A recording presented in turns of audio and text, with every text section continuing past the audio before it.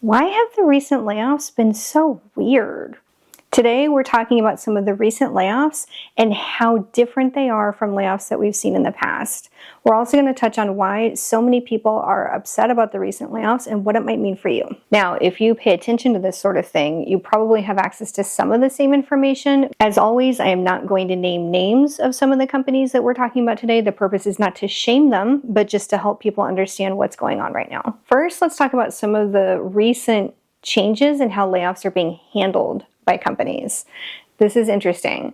We've seen something happen in the last 6 months, which is very unusual when it comes to companies and how they talk about layoffs and the people that they've been laying off. Traditionally, companies have been very respectful of those who have been laid off. It's known that it's a huge impact to people's lives and livelihoods, obviously.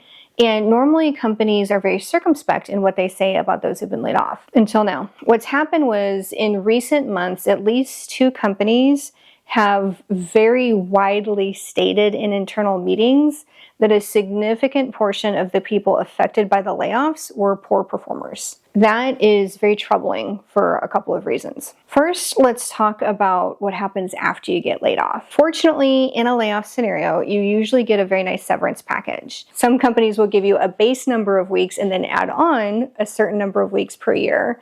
And depending on how progressive and generous the company is, they may also give you more extended benefits and support in finding new jobs. If the company's outlook doesn't improve and they do more and more rounds of layoffs, those packages get less and less generous. So if you are going to be affected by a layoff, it can be really natural to be like, whew, I survived the first round of layoffs. I am going to say if you're going to get laid off, do it in the first round, because again, that is when the packages are the most generous. And there's also less competition out in the job market. As layoffs continue, there is more and more competition for the fewer and fewer jobs that are available. That's just reality. There's always been a little bit of a stigma to getting laid off, but because companies are so respectful and they never blame the employee for getting laid off, a lot of hiring companies don't count it against the person. Now, you'll see on LinkedIn, there's, a little bit of chatter about certain executives or hiring managers bad-mouthing people who've been laid off and not wanting to hire them.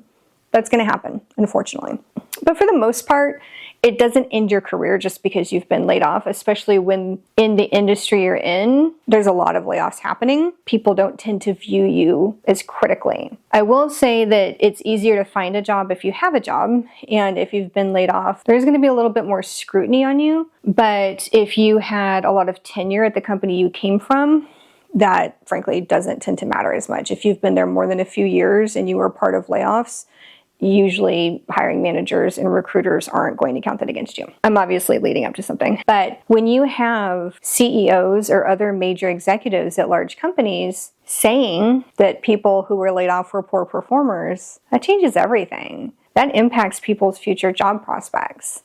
And it can impact that both for people who were the poor performers and people who were part of the layoffs who weren't poor performers. And no one knows. Think about it. Your recruiter, your hiring manager, nobody knows if you're coming from one of these companies who said this, if you're one of the people who is a poor performer, or if you were just in a redundant role or part of a team that had overhired. That's really unfortunate. That can absolutely taint your ability to find a new job. So these announcements by these companies were met with a lot of blowback in the business industry because it's just not done. You don't blame the people for getting laid off because at the end of the day, you hired them, you trained them, and you kept them and you didn't manage them out. Part of the blowback was a lot of people were saying, well, that's a management responsibility if the company overhired or the company didn't manage out poor performers, which then impacts the company's performance, right? So I would say my opinion, if it's not clear, is that this is in very poor taste. It is a wrong thing to do for the terminated employees. It's incredibly disrespectful. And the biggest takeaway from the business community at large was this decrease in confidence in senior leaders' ability to manage middle management and middle management's ability to manage poor performers. So if we look back and we think about how companies are structured, let's talk about how layoffs work. If you know this already, forgive me, but this may be new information to some of you.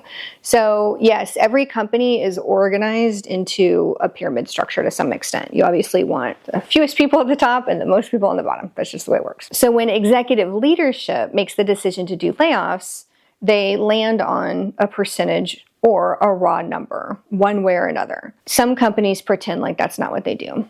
That's what happens. And then they cascade down that information. At different companies, that decision of who within that number is made at different levels. Often it is not made as at low of a level as people think. Depending on how the company is structured, I would say that it's usually at the SVP level and sometimes at the VP level that the names are attached. They will sometimes consult with senior directors and directors and occasionally with managers if there's ambiguity or if they're unsure about something. This can cause a lot of mistakes because it is a reality that when you do layoffs, you of course want to select out some of the poorest performers, but they're mixed in with some regrettable layoffs as well. So the interesting thing about this circumstance with these two companies is they were saying the quiet part out loud. Everyone knows that when you have to do layoffs, it is an opportunity to eliminate employees who don't perform well, but for some reason you can't manage them out. This is where it gets really tricky, and this is why companies usually don't say this, is because it can be seen as a punitive action where they would have had a lot more, perhaps legal repercussions if they terminated the person's employment. I hope that makes sense. I'm being very careful about how I say this. So a lot of times companies are very, very leery of workforce lawsuits. And so sometimes they don't terminate people that they may otherwise terminate if it's a little bit ambiguous or unclear, or if the performance issues aren't well documented and that person is a member of a protected class. So if you're trying to fire someone for performance reasons and they're a member of a protected class of employee, it's very, very difficult, and you have to have a lot of paper trail. And it depends on how cautious the company you work for is and how cautious your HR department is. So a lot of times companies, when layoff time comes, they do take the opportunity to eliminate employees that they're not that fond of for one reason or another, but don't necessarily have the justification for a termination, or, I'm just going to be honest, the balls for it. So they use the layoffs as an excuse. Keep that in mind. Saying the quiet part out loud may seem like a courageous act, but it isn't, because you're branding everybody in the layoff with this tainted reputation because you're not announcing, well, if 60% of the people laid off were poor performers, which ones were they? All of the people in that layoff group are going to be perceived that way. So that's the first thing I want to touch on about why the layoffs right now are so different. Let's move into the second part of this. It was really interesting because as some of this was going down and as more and more layoffs have been happening over the last few months, I was on LinkedIn and I saw a recruiter post that this is the worst thing she's ever seen. The numbers of people being laid off and the amount of time it's taking people to find a new home. She says this is the worst she's ever seen, including the tech crash of the early 2000s. I don't know if I agree with that. So I'm going to share a personal story here. I was working in technology in the late 90s and early 2000s. Yes, I am that old. I went through the layoffs of the early 2000s. I was going through this at a time where I was in a developer role at a not particularly financially successful company that was being backed by a very successful company with a lot of resources. The company had started with a lot of confidence from the parent company. They thought this was a sellable model, basically. And as technology started bubbling and then crashing, it became clear that not all the companies had the same potential. So if you think back to the early 2000s, remember there was this huge tech bubble and people were just throwing money at Silicon Valley and at tech startups and just at anything because no one knew what was going to take off and what wasn't. And this was back when companies, this is going to sound crazy if you didn't live through this, but companies would get funding and they frankly had no business model. Like they would get all this investment money, but they didn't have any business plan for how they were then going to turn a profit. It was frankly all based on faith. It was all smoke and mirrors. At the time, everybody knew the internet was going to be this huge thing, but nobody knew what to do with it. And so people were just throwing money at all these companies because the ones that were going to take off, those are the ones that turned into the Amazons and the Facebooks. We know how that went. But what people don't talk about is the thousands of tech companies that had no monetization model and just fizzled out. And even Google struggled with how they were going to monetize and be profitable at first. Even Yahoo did. So a lot of the early startups, they just knew they had a cool idea, but had no way to monetize it. This was before a lot of ad revenue on websites. This is long before subscription models. So people were just putting stuff up on the internet for free, but it costs them money. So you see what I'm saying about the business model? They just didn't have one. Small digression. But what happened was when those companies eventually started to fail, when the investor confidence decreased, thousands of tech companies imploded. Their funding dried up and they had no way to turn a profit and pay people. So this was an interesting time. I had a lot of friends at the time who went to work at startups in Silicon Valley. Some of them made a ton of money. Some of them went through a few busts. It was exciting and scary and risky all at once, but you never knew what risk was going to pay off. So the company I was working for, I did not think it was going to pay off. I did not think they were going to be the next big thing, but it was an interesting service they provided. And they were an offshoot of a very large company, which is very different than trying to find external funding. So a lot more safe, basically. And I've always liked safety. So at this company, we went through our first round of layoffs at this company in the early 2000s was horrific. I mean, 60 to 70% of the company got laid off in the first round of layoffs. It was awful. And then we spent about 3 years having regular layoffs. The first year, I think it was almost every Friday we would have another round of layoffs. And again, we'd lost so much of the company at that point, they were just like whittling and whittling down. I survived the layoffs because I was young, I was cheap, and I had a very adaptable skill set. And I was so proud of the fact that I had survived so many rounds of layoffs. Not proud like I looked down on the people who didn't. I knew that those decisions were outside my control and frankly had nothing to do with my contributions or value to the company. It was just that I was cheaper and had a flexible skill set. So a lot of people who were older and making a ton more money, they're going to be the first to go sometimes.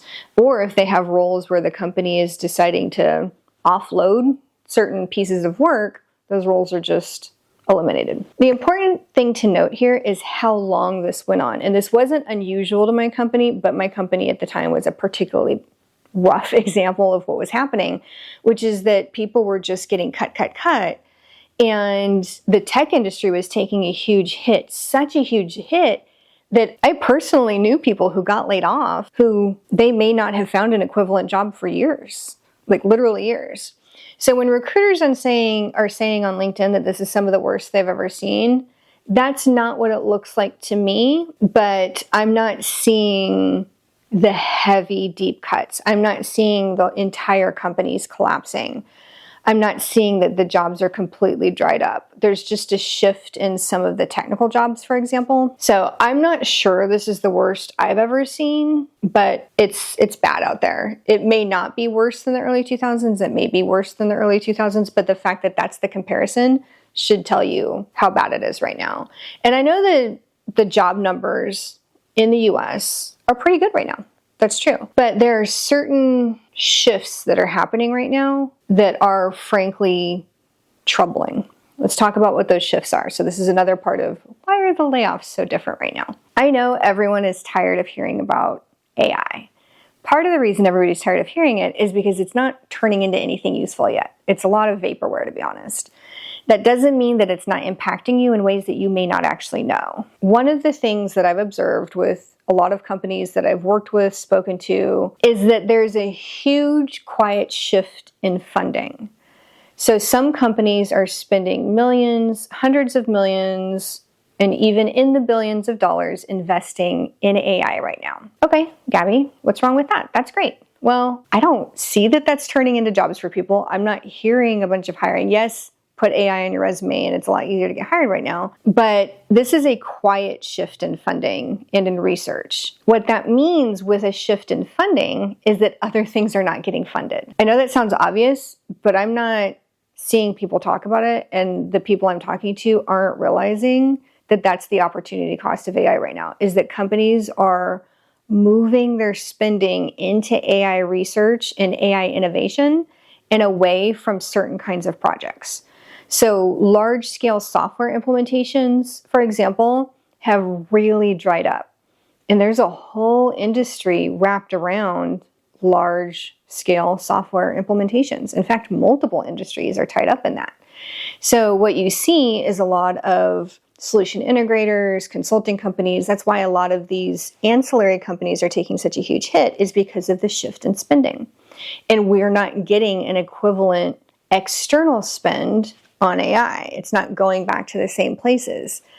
Now, are those companies trying to adapt? Yeah, they're trying to. But again, the shifts aren't equivalent. What people are also missing is that that's an early indicator, and that started over a year ago. So the shifts in spending started a while ago. And that's why consulting has taken such a hit for a lot longer than some of the other industries. So consulting, software implementations, that kind of thing. And the shift in spending isn't just because of AI, right? We've got high interest rates, we've got some, financial uncertainty, so people aren't investing as much. So there's a couple other factors. It's not just AI that's causing the shift in spending, but AI is one of the single biggest shifts in spending that is impacting these ancillary industries. What happens then is a cascade effect, where it starts with these external spending, and then it moves into internal roles and shifts in investment in internal roles. And so that's why some of these companies are bundling in layoffs, where they're actually eliminating old skill sets and freeing up money to spend on AI. So the publicly traded company I mentioned, that is one of the things that they are doing, is they're reducing unneeded skill sets. The skill sets are unneeded because that company is no longer investing in those types of projects and in that kind of technical need. We'll leave it at that. And they're shifting the money over here, and then they're going to boost hiring for these AI roles. So that was also part of the blowback in some of these recent layoffs, is why aren't they reskilling the employees? Well, this next part is all my own theory. But I believe companies are so frustrated that they were held hostage by an employee-driven hiring economy for the last few years. I think those companies are having a little blowback to that as well. So they don't want to reskill expensive employees. They'd rather eliminate those expensive employees, bring on, I'm just going to say younger, but the polite way to say it is earlier career folks who they believe are more adaptable to learning and using AI or innovating with AI. This leads me to one of my next major points that I'll get to in a second, because this is concerning in a number of ways. So I think that it's a combination of pragmatism, where they recognize that it might be better to have lower cost employees who are more adaptable and can learn AI. Or if those AI employees are already trained and exist out there, great. But it's a new technology. Nobody's like an expert on it yet, right? But I also think that some of this is built up resentment over what some in-demand skill sets have been asking for salaries for a very long time. We've seen a lot of salary bloat in certain technical skill sets in the last few years. And I think we all know that. There's been certain pockets of technical skill sets where people have been able to command, frankly, outrageous salaries. I've known companies that couldn't hire certain roles because in my head, that role should be at like $150K, $200K, and people are asking $350, $400K. So the last few years has gotten really bloated. There's just been a lot of salary bloat for certain kinds of skill sets. And I think companies are frustrated and resent it, and they're taking this opportunity to right-size some salaries. So some of it's pragmatism, some of it I think is like a little bit of like emotion around this. And it's just an interesting trend to see how much salary bloat there was, and then to see how hard companies are frankly trying to undercut what people should be getting paid. Because I think, as always, the answer is somewhere in the middle in terms of value. And as people will tell you, value is what someone's willing to pay for something. But right now, there's a lot of pressure from a lot of companies, and you'll see this on LinkedIn. People are posting outrageously low offers they're getting, and it's kind of gross. I'm not going to lie. It's kind of disgusting. I get it. I was hiring when some of these salaries were out of control, but I just didn't pay it, and I was under a lot of pressure from some of my leadership to over-title people so that they could get higher salaries because they were exceeding the salary band. And I just thought it wasn't worth it. I'm glad. I was conservative in hiring. I was conservative in over-titling in salary. And that meant that a lot of my hires were safe when a lot of other people weren't. So this is a topic that's near and dear to my heart, not just as a person who likes to make money, but also as a leader and thinking about making good decisions for your company and good decisions for your people.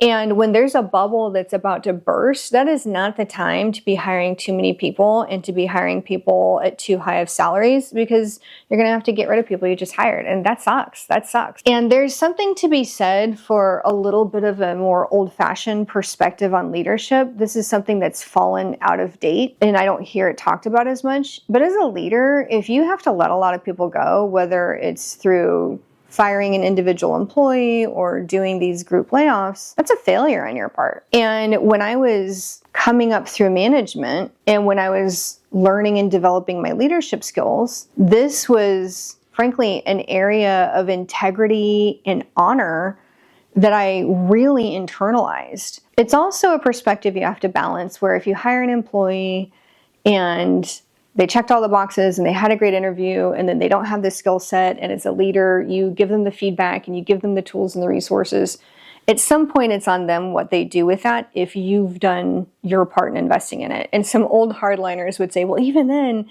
you failed them because you couldn't, quote unquote, fix them. Well, that's one area where I am new school, which is that I'm like, the other person bears responsibility for their development, but as a leader, it's your job to give them opportunities, skills, resources, coaching, and feedback. But what they do with that, that is on them. So if I do all of that and I have to terminate or lay off an employee for performance reasons, I don't feel bad about that. But if I've overhired or if I've oversalaried and then there's some contraction in salary, absolutely that's my fault. It's not their fault for asking. It's your fault for doing it if you know it's not sustainable. And I've seen that happen. And unfortunately, that is what we're seeing happen right now with some of these layoffs. So let's talk about the part that is hard as an older person. And this is one of the major differences between now and the early 2000s. So when you think about the early 2000s, tech was a young person's game. A lot of the innovation and a lot of the risks were being driven by people who were in their 20s and 30s. It was a young person's game back then.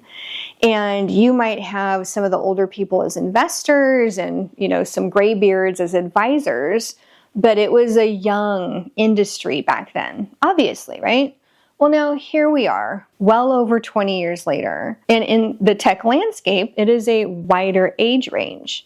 So if you think back to who was getting laid off in the early 2000s or who, was losing their companies or their companies were going under and they lost their jobs, they were people in their 20s, sometimes early 30s at that point in time. Now it's very different. A lot of people affected by layoffs are in their 40s and 50s. And one of the things that is harder now is when we talk about people are taking a long time to find new employment, that is specifically in that age group of people in their 40s and 50s. So that's a major difference in what's happening with layoffs right now, is that a lot of people in their 40s and 50s are getting laid off. They have higher salaries, that makes sense. But they are absolutely struggling the most to find new homes. And there's a statistic out there that companies are strongly preferring to hire Gen Z right now and train them up. And a lot of people are like, yeah, they want people who are more trainable, blah, blah, blah. No, they want people who are cheaper and they can underpay Gen Z. And in some cases, it's not underpayment, it's just lower salary because there's less experience. But then they also don't have to deal with a lot of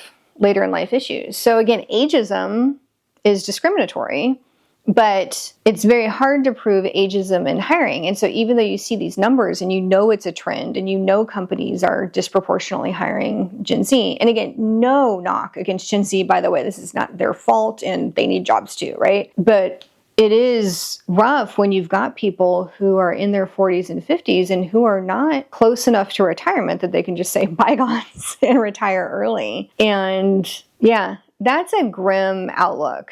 And there's a lot of changes in the housing market specifically right now where because interest rates have been kept so high, home purchases have slowed down and house values are coming down, which is great. I do want millennials and Gen Z to be able to buy houses. I really, really do. I want there to be a balance for everybody. I don't want to see people in their 50s forced out of their homes because they can't get jobs and they got laid off, and not getting the value out of their homes because with the layoffs and the job pressure comes lower house values. So it's a sad time for a lot of older folks, and that really tugs at my heart. And it's hard to see that much experience is being completely ignored by companies that are led by people that are in that same age range. So I just want that to sink in for just a second. The people making these decisions are in that same age group. It's kind of a bummer, right? So yeah, that is one of the other major differences in layoffs right now, is that it is disproportionately affecting certain age ranges that are a little bit more vulnerable to, just going to say, nefarious or unfair hiring practices. So it's a bad outlook for some people right now. And I hope that this changes. This is also impacted by one of the other shifts in layoffs that is being quietly talked about, but I think needs to be more loudly talked about, which is that there's this huge elimination of middle management. I find this very interesting. So you're going to say, Gabby, you just told me about a company that was resisting eliminating middle management. Yes. That is the exception. There is a trend that's happening right now where more and more companies, as part of their layoffs, are now disproportionately laying off middle management. Again, they're older, they're more expensive, but there's also this perspective that as we move more and more into an AI world, there's less need for middle management. If you want to go back and watch my Is AI Coming for Your Job video, we talk about it in that video, which is that there is a theory that with the rise of AI being used within companies, there is less need for middle management. I think that is ridiculous. It is. And in that video, I specifically state that this is going to be a bit of a pendulum swing, that a lot of companies are going to jump on this bandwagon because it's financially attractive to them to get rid of a whole layer of people who are a bit expensive as well.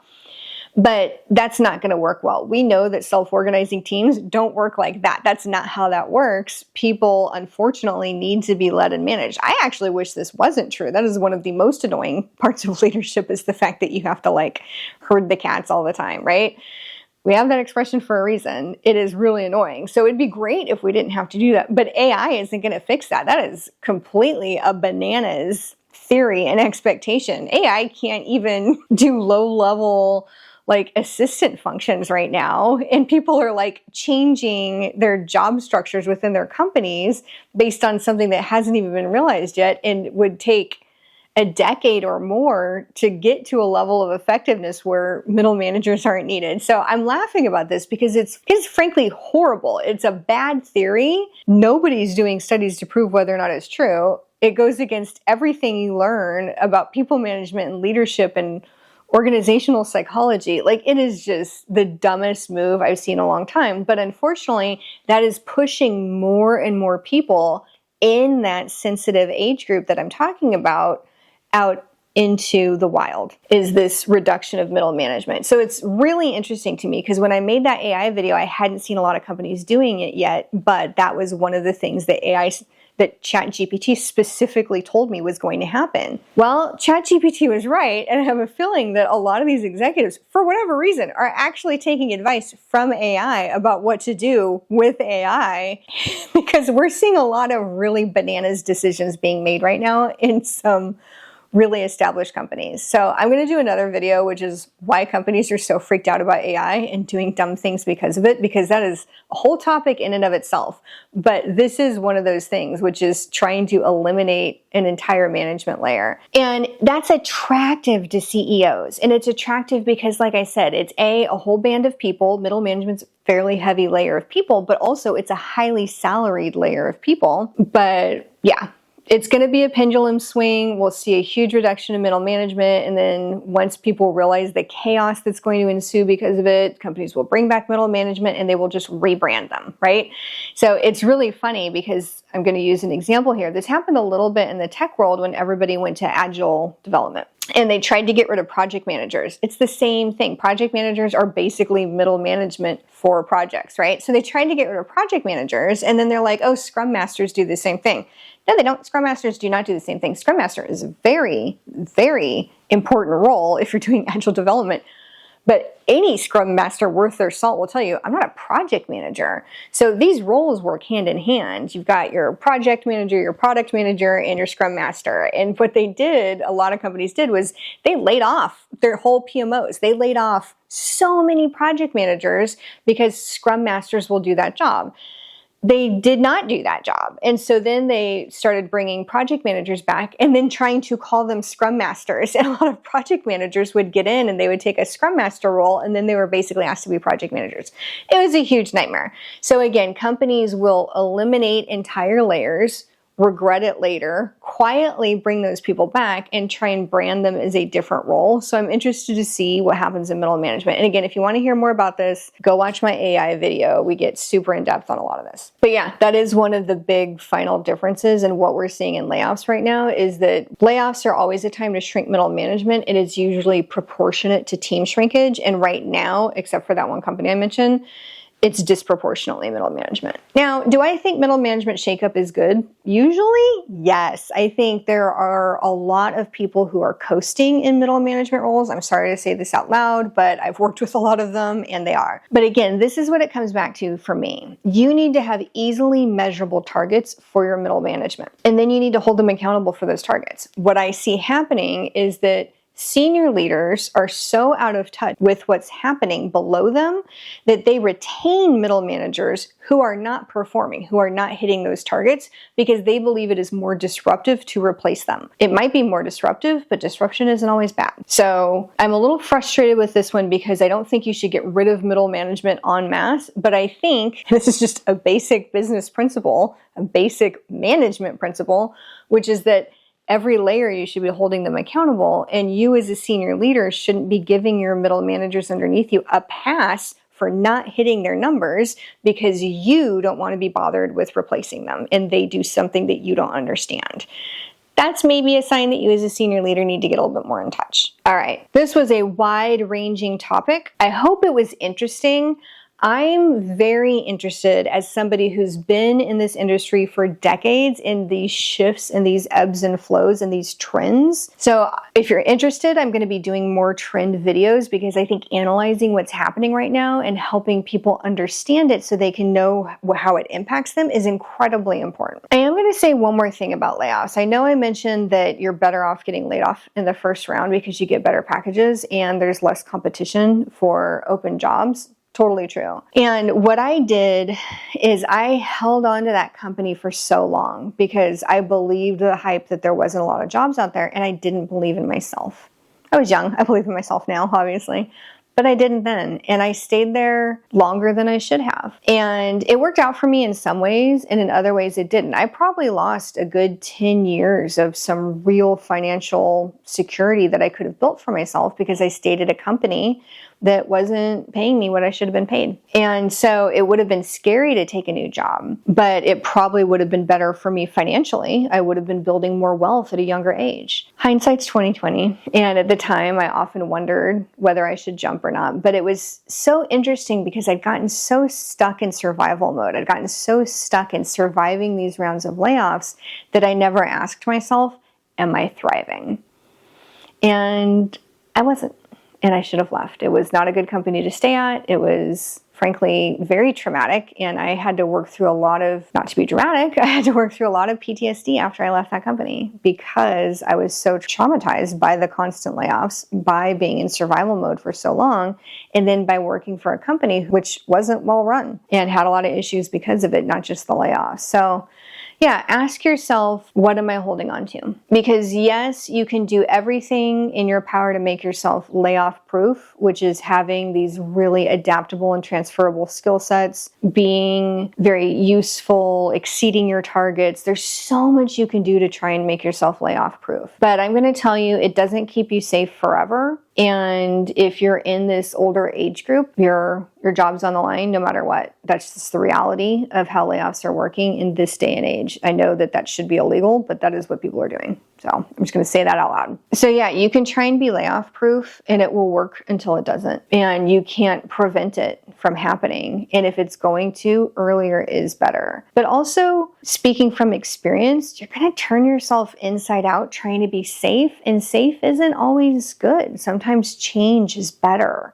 As scary as it is. There were so many people, I'm going to come full circle now. There are so many people who got laid off that were my friends and peers at that company who genuinely said over and over again that getting laid off was the best thing that happened to them. They landed at companies that valued them more, paid them better, treated them better.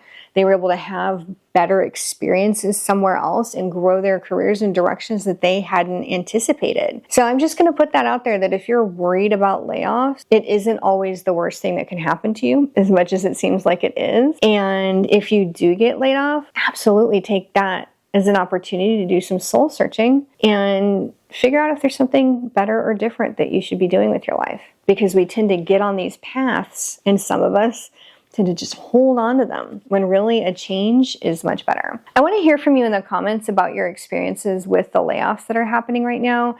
And also let me know if you want me to do a video specifically on what to do if you're laid off, because I know that that's impacted a lot of people. I haven't gotten a lot of questions from our viewers about it, so I'd love to know if that's something that you'd be interested in.